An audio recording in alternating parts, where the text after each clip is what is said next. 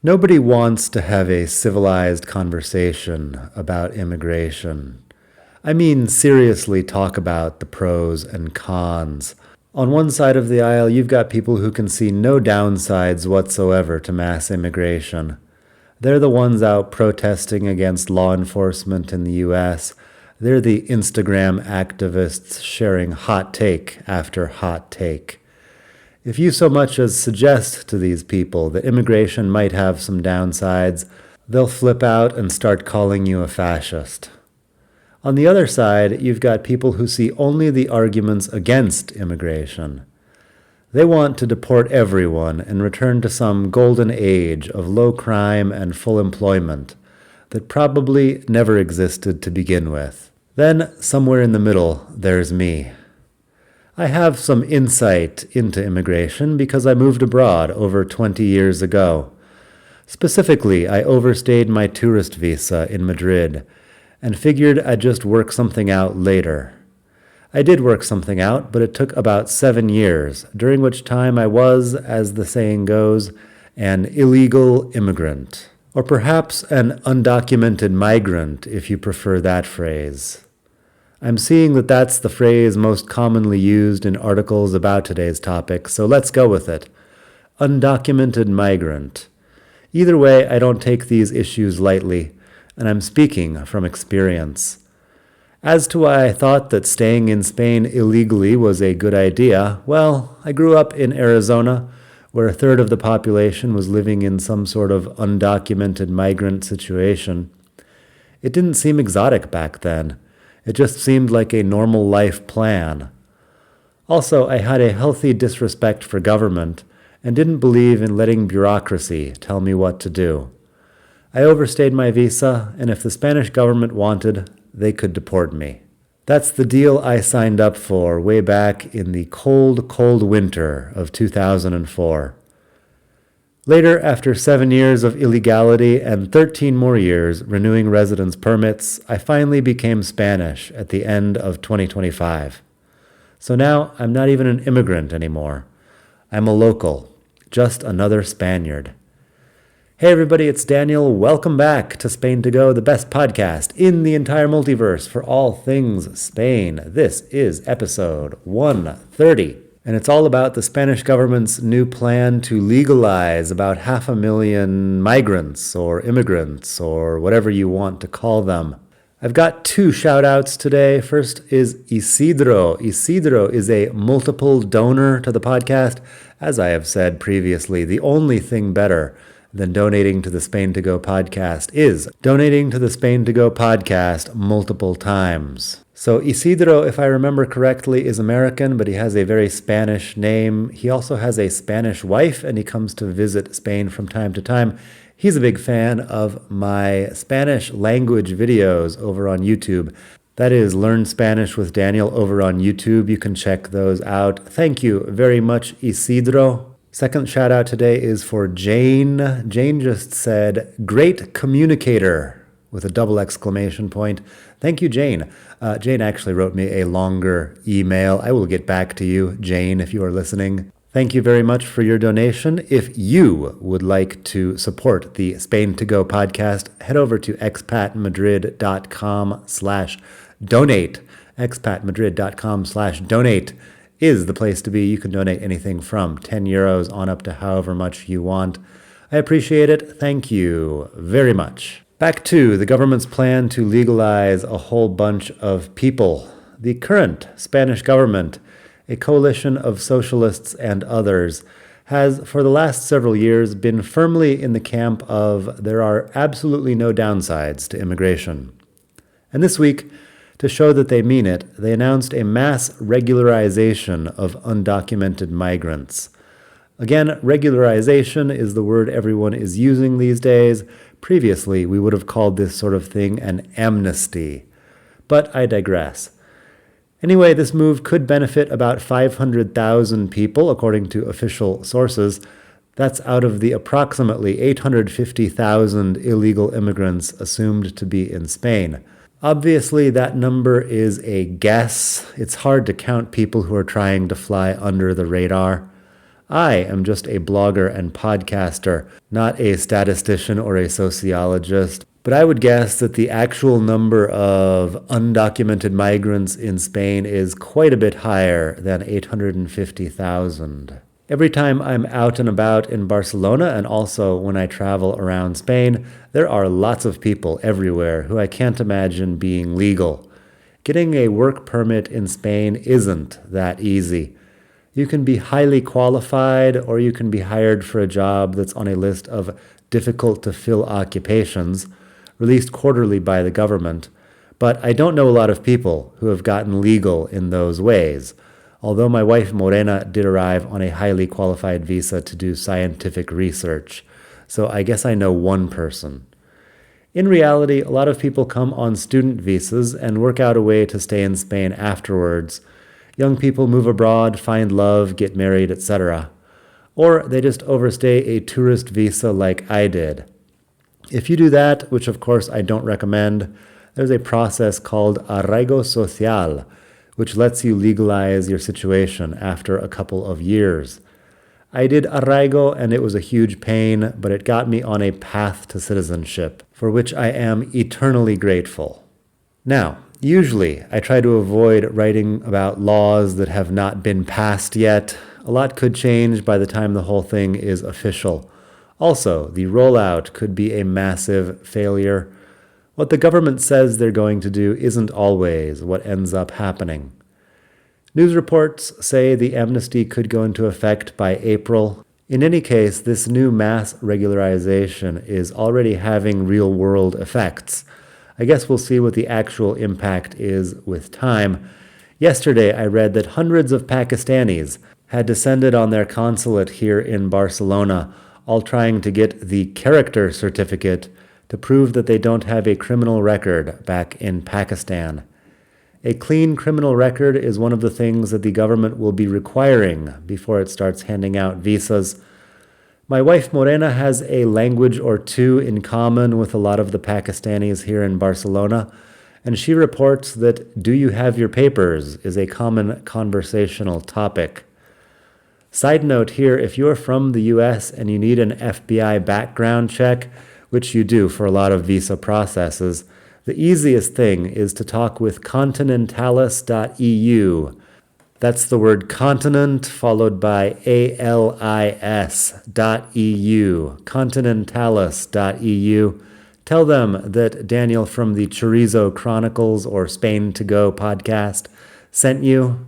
They will do your fingerprints in a quick and painless way. They will also get you the sworn translation and the apostille of The Hague. It's quick, it's easy, it's what I did when I was getting my Spanish nationality. It works. So continentalis.eu, tell them that I sent you. They will appreciate it, and they might give me a small commission or something like that. Back to the general topic of the day. I am not sure why they're doing a mass regularization when arraigo social is available after 2 years, but that's what the new law proposes. It'll give a 1-year residence permit to anyone who can prove that they had been in Spain for 5 months or more, leading up to December 31st, 2025. People who filed an asylum application before that date can also apply. Those whose applications are successful will get a work and residence permit, which they can then renew according to Spanish law. That process is, as far as I know, the same thing I did back when I got legal. With legal residency and work contracts, of course, they'll also be paying taxes, which I guess is part of the point. We need to fund that welfare state for the aging population. You may be wondering about my opinion on mass regularizations, and it's a bit complicated. Generally, I believe that everyone has a moral obligation to be a useful member of society. So if immigrants want to work hard, pay taxes, and improve their communities in whatever way they can, I'm fine with that. It's what I did as an immigrant myself, and it's what I'm trying to do now as a full Spanish citizen. On the other hand, if people show up and become career criminals or otherwise drain our resources, we, the Spanish people, have a right to send them back to where they came from. That's the deal I signed up for when I became an undocumented migrant in this country. And eventually, it put me on a path to citizenship that I earned through the sweat of my brow and the chalk dust on my hands, through many years of teaching English in Madrid. In addition to all that, I believe that societies have some sort of obligation to facilitate people becoming more useful members of their communities, and that's what laws like this mass regularization are trying to do. So I'm okay with the whole thing, but that's my opinion. You're free to disagree. One of the big arguments in favor of mass immigration is that it's good for the economy. Spain has had a lot of immigration in recent years, and the economy is also better than most European countries. The government loves to point that out. Still, the economy is not all that good. We have 10% unemployment, salaries are often terrible, and a lot of people are suffering from the effects of the housing crisis, a crisis which is at least partially caused by a combination of mass immigration and government regulations preventing new building.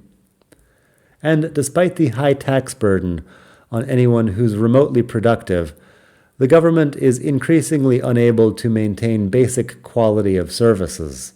The railway fiasco of the last couple of weeks is an illustration of that.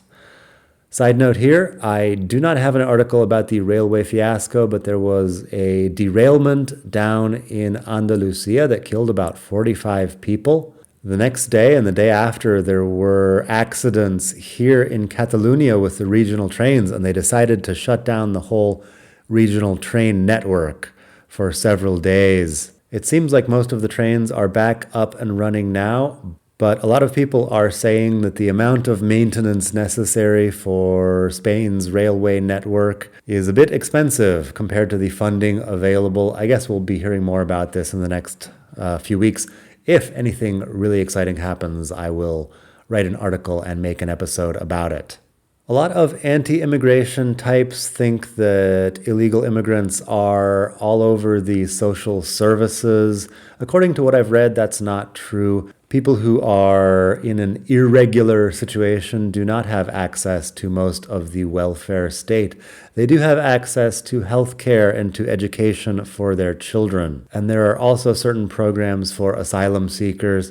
Having dealt with Spanish bureaucracy at many different levels over the past 21 plus years, I kind of doubt that they're rolling out the red carpet for anyone. Also, if you're just getting a work permit now, you're not going to be able to vote in national elections anytime soon. The only people who get to vote in national elections are Spanish nationals, Spanish citizens like myself. I was renewing my work and residence permit for 13 years, like I said, but I was unable to vote.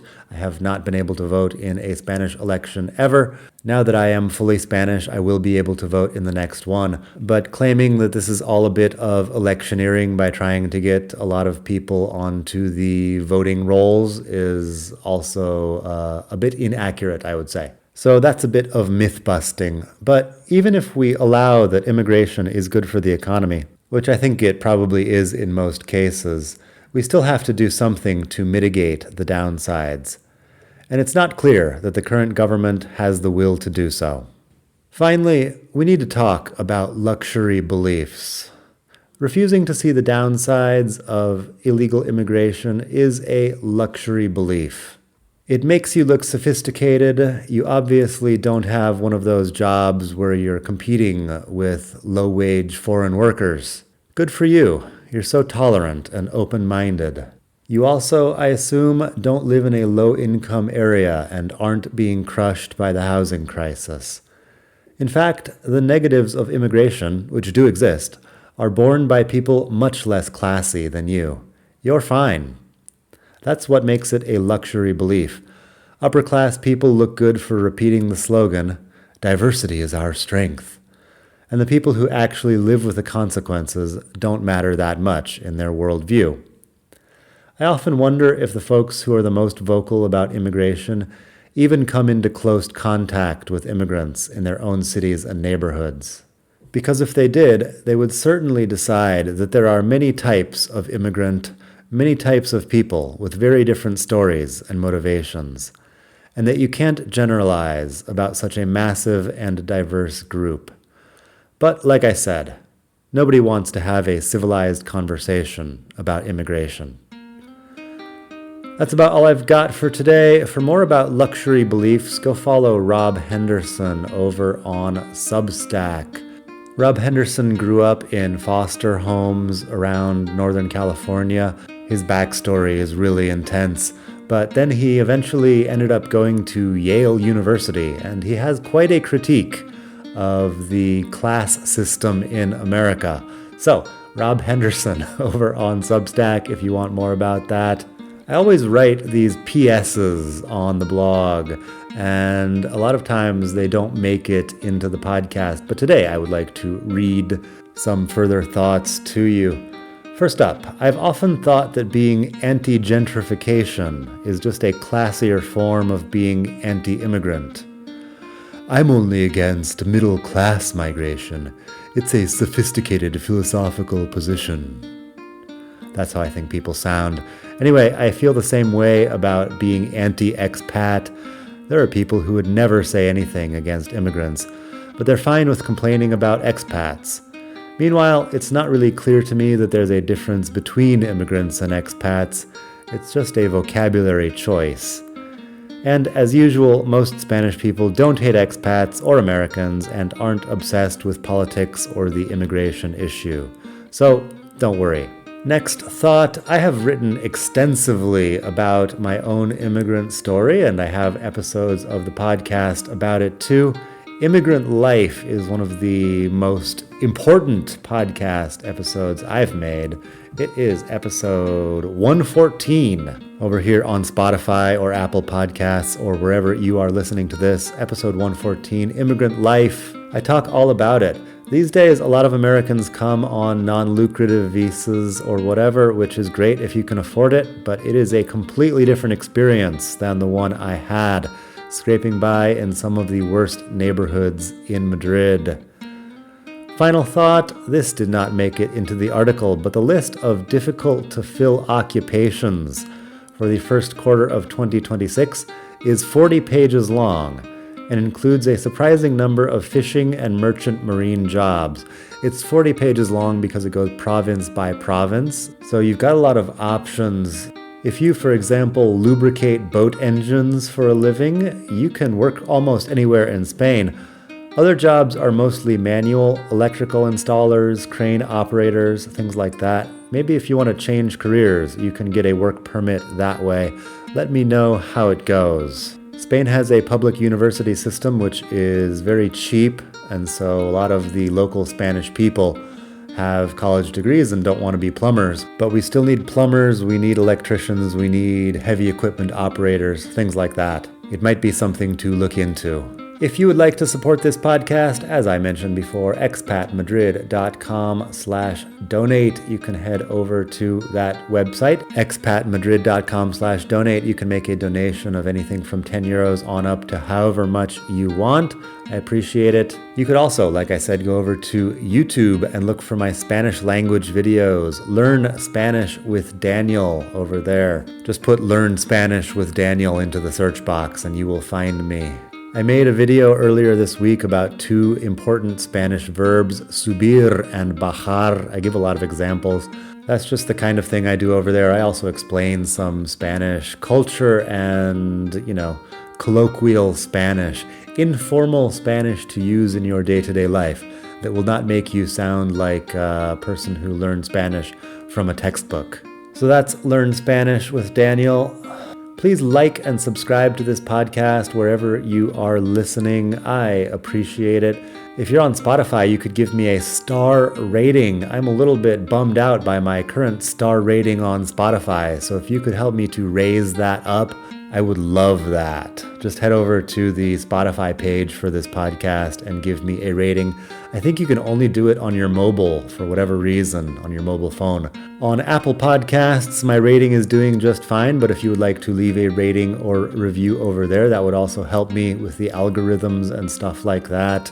If I get more and better reviews for the podcast, potentially I look a little bit more important when I'm approaching people to interview them. I'd like to interview some interesting people on this podcast eventually, but it helps if I look a little bit more important. So you can help me out with that. Leave a rating or review.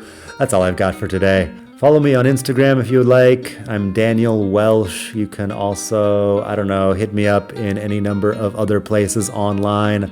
I'm everywhere. Have a great day and hasta la próxima. From beautiful Barcelona. Bye.